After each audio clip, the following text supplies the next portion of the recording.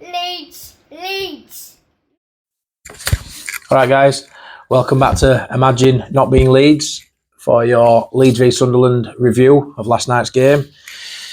We'll get to the obvious talking point a bit near the end of the video, but it's 2-2 away from home. Let's start on a positive. Sunderland won all 4 opening games this season, so haven't lost any points, haven't even conceded a goal at Stadium of Light. Leeds have gone there and got 2 goals, so not only have they lost the clean sheets they've kept there, we've also taken 2 points off them as well. So in this division, if you go with the notion that Leeds should be beating every team they play in terms of the lineup and the wage bill and the squad debt, the squad value, really, you're going to be disappointed because you can't win every game. It's just impossible. No matter how good you are, you're always going to have dips in form. You're always going to have injuries, which is what we're heavily focused on now. Really, massive injuries at the minute, and some days the ball just bounces wrong for you, doesn't it? So you're never going to win every game.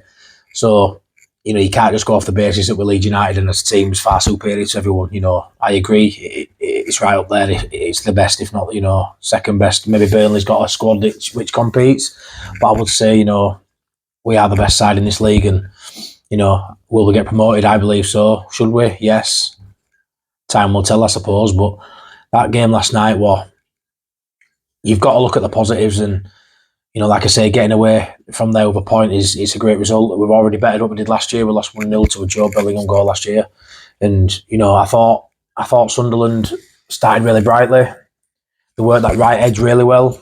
You had a chance early on just before they scored, where they worked it down right hand side, and with Roberts on that right hand side, he's always a threat. But when the goal came, I just want to touch on Meslier for that. I mean, he made an incredible save for the first shot. They worked it out at right. Really good play by the winger Roberts, and then his right back, I think it's Trey Hume, really good interplay, and he whipped in a really good cross into a decent area. Meslier made a fantastic save from first effort, and then, like I say, the rebound, it fell to young Chris Rigg, who looks an outstanding prospect at only 16 years. We thought Archie Gray were talented at 17, turning 18. This Chris Rigg looks hell of a talent at 16. To be doing what he did last night, getting a goal against Leeds at 16-year-old is phenomenal, to be fair. So fair play to him. But I think after they got the goal, I think we got into a stride a bit then, and Rothwell and Tanaka in centre at Park. A lot's been said about them being his 3rd and 4th choice pairing.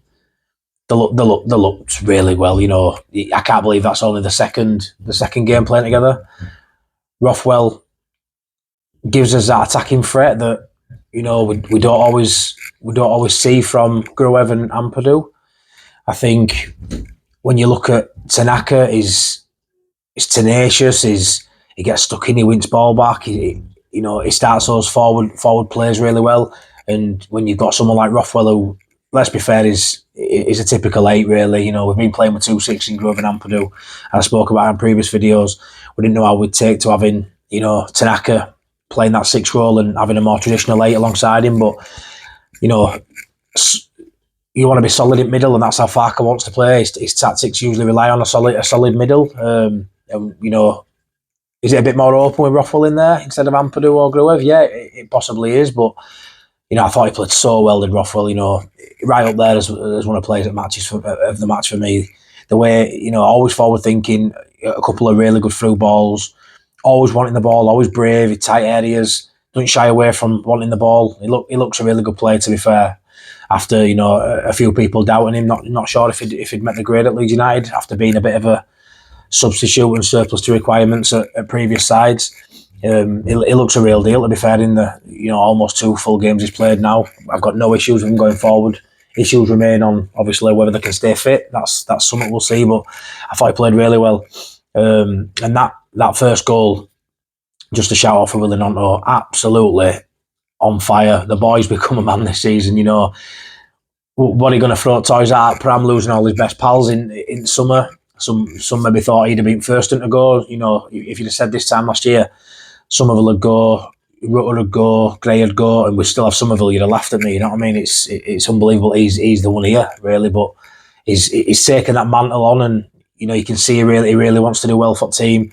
He's working really hard. He's tracking back. That petulance that you see with Willie Gnonto, moaning at referees, going down, staying down. It's just not the same play. He's riding challenges now. He's physically strong for a winger. Yeah, he's quite small, but he's quite heavily built. He's strong for his age, and he's riding challenges now, going past 3 and 4, and he looks a threat. Every time he's got the ball, he can go left, he can go right, he can shoot with both feet. 2 assists on night, absolute phenomenal, performance by Willie Gnonto, and rightly so, got man at match, especially on Leeds' side anyway. Just unreal. That pass for Piro's header were just on the money, absolutely on the money.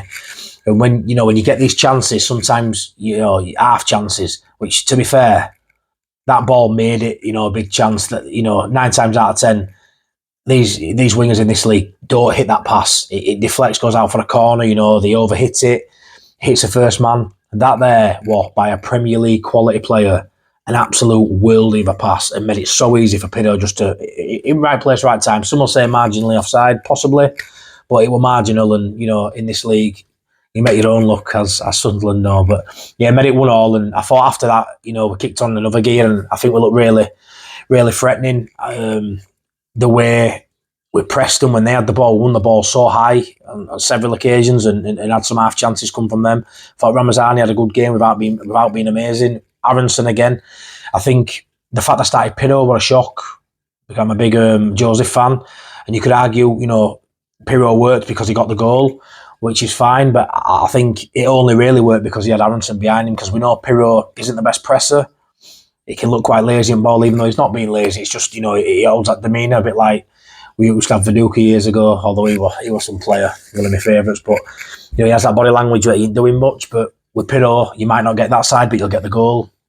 The opposite to Joseph, he'll never look lazy. He'll always look like he's working his socks off. He'll always be involved, but, maybe don't get the goal. Maybe don't find himself in the right areas because he's doing so much, in other areas. But I thought Aronson really helped with that press. So you didn't feel that lack of not having Joseph in there as much. I thought the way we played up until we got the second goal, you could see it coming. And that goal, it came from a free kick that they give us near our own area, and proper Farker ball goal. This dinked it up, brought it down. Ramazani. Really good work. He had 3 or 4 men round him. Did really well to cut inside and give it inside to Firpo. Went on a really good run. Nice 1-2 with Gnonto. Gets his second assist at the game, and Firpo puts it away keeper's bottom left. Absolute fantastic finish by Firpo. 2-1, and yeah, after that, some people say, why aren't we killing games off? Why aren't we going for jugular, getting 3 or 4? It's just there's more ways to skin a cat than that. We were in control of the game. We decided to do a bit like we did against Coventry. And that was to let them have the ball and let them play in front of us. And I thought we, moved into a bit of a mid-block, and we still looked threatening. We still had us chances. Didn't quite put them away, but I think at that point we looked really safe and sound, to be fair. And I didn't see a goal coming. And then Meslier, here he comes. They get a free kick from a Bogle challenge near halfway line, and bit of a silly challenge, but it was nowhere near our goal, and not really a threat. About 20 seconds left, they dink it in.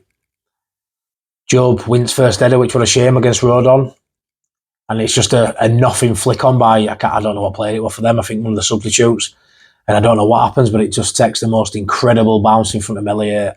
Absolute shocking goal to concede. I'm not a Meslier fan, to be fair. I think he's a couple of years overdue leaving Leeds United. He's a young keeper, yeah. I think we should have moved him on when he had higher value, because I don't know what his value is these days. But it's probably certainly not what it was 3 years ago. And I just think, yeah, exactly. I don't know what's happening. I don't know if it's a concussion that he'd had potentially 15, 20 minutes earlier. But that there would just, he needs to rush out and take it, before the ball bounces, or he needs to drop back to his line and let the ball bounce and collect it. I don't know what he would do when he found himself in no man's land, nowhere near ball. He goes left, ball goes right. Even if it takes a wicked bounce, which for me it doesn't look like it really does.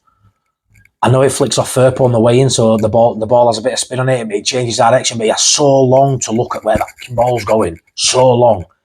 And he just gets it all wrong. And that there is one of the biggest goalkeeping mistakes you'll ever see in history. Like, genuinely in history. There ain't many that come near that. I remember Tim Flowers doing it years ago. I think Nigel Martin did it once in Europe.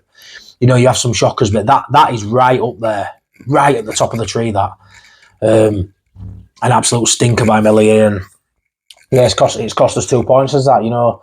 I do think people need to remember he's a human being, and, you know, I know he's going to get attacked on social media, he's going to get a lot of shit. But for me, it's one of them where 2 points dropped, not a point gained in my eyes. But looking at the results today, rest of the results yesterday, we're still only 3 points off Sunderland at the top. You know, we're still in playoffs. We're in a really good position. International break coming up, get a couple of men back, hopefully James and Solomon. In a couple of weeks, they'll be fit again. And yeah, hopefully we can build on. I would say it's been not the best of weeks, but 2 away games, 2 toughest away games you'll get in league, and 2 points. There's a discussion for the last few games where we have dropped points. Burnley, bit of slip, individual header. The penalty away at Norwich, Rodon, individual header. And that, Meslier yesterday, individual header. For the last 3 games we've dropped points in, all a single moment what's caused us to drop points, which is, you know, hard to take, really, because for me, we're controlling games, we're playing the game the way we want to play, we're dictating tempo, we're dictating the way we want to play. No one's changing how we want to play. You know, we're looking really strong and really healthy. Within the 90 minutes, I've got no qualms that we're the best side in this league for me.